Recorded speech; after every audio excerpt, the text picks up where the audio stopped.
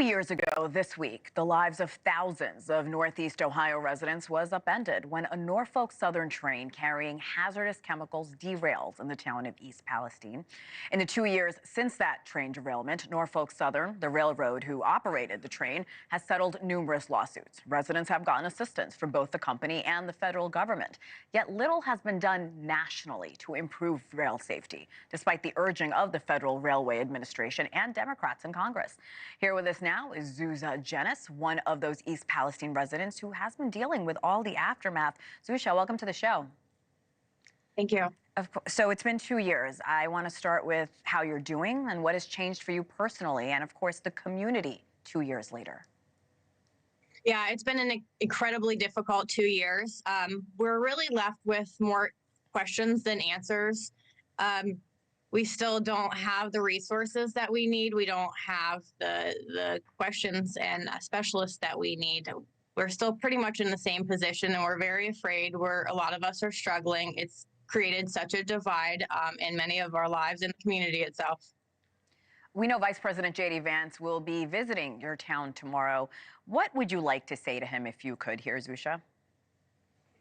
Well, I have hope that he will bring change. I was actually a part of a group of residents who went down to Washington, D.C. to meet with Vance when he was still senator, and I felt he was one of the most helpful and compassionate people we actually met with down in D.C.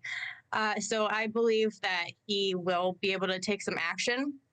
Because he signed a lot of letters of support asking for an emergency declaration for us and enacting things like 1881A to get us health care. And that was before he was vice president. So now he has even a bigger platform to do that. And then Trump as well, he showed up and took action to help get us water when we were begging Biden's administration to even show up at all. So I'm really looking forward to Vance's visit, and I hope there is more action. I hope that he does announce something like a emergency declaration or something like 1881A. You mentioned there are more questions than answers, and residents in East Palestine need a lot more help, a lot more resources. What still needs to be done? We still have a lot of health concerns. There's still a lot of people getting sick. It matches up with some of the health studies that have been taking place down there. We don't have the specialists to go to. My son and I, he was 9 years old at the time of the derailment, we're still experiencing medical issues that have been linked to the chemicals, and there's nowhere for us to be monitored with that. We have to ask ourselves every day if, what is going to happen, today, what's going to happen in 5 years? Is this new symptom something from the derailment? We have to ask ourselves that for the rest of our lives. So that's really concerning. We need to have health care. We need to have the resources to pay for that. A lot of people actually still don't even have permanent homes. It took me a year and a half to even become settled after being displaced in hotels since the derailment. Has anything changed in East Palestine since the multi-million-dollar Norfolk Southern settlement was approved a little while ago? No, unfortunately, local leaders are being pretty tight-lipped about the information that was in that. That's actually a separate lawsuit from what the residents are involved with. Right now, we don't have any information about what that's going to be used for. So, yeah, not really. Again, more questions than answers, and there's really no clarification about what that means. I don't think any of it's going to go directly to residents, but a lot of the people who are the most sick and face the most challenges actually already left. So they're not even tracking the people who had left, so they're kind of abandoned as well. We haven't really gotten any updates about that new settlement.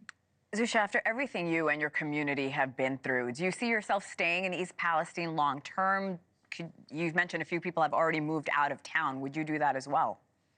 I actually was forced to leave because my son and I got so violently sick. We were never able to return back to our home. We waited about 6 months to try to go back and let them clean it up, but that never happened. So I was able to get out of my lease early, and we were living in hotels and Airbnbs for about 18 months. We just recently, this past spring, got a new lease in a place that's not in East Palestine because I did not feel safe. I did not feel like the cleanup was happening properly. Did not feel like local, state, federal government were really listening.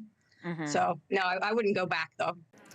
Thanks for watching. Go to joinnn.com to find NewsNation on your television provider. And don't forget to click the red subscribe button below to get more of NewsNation's fact-driven, unbiased coverage.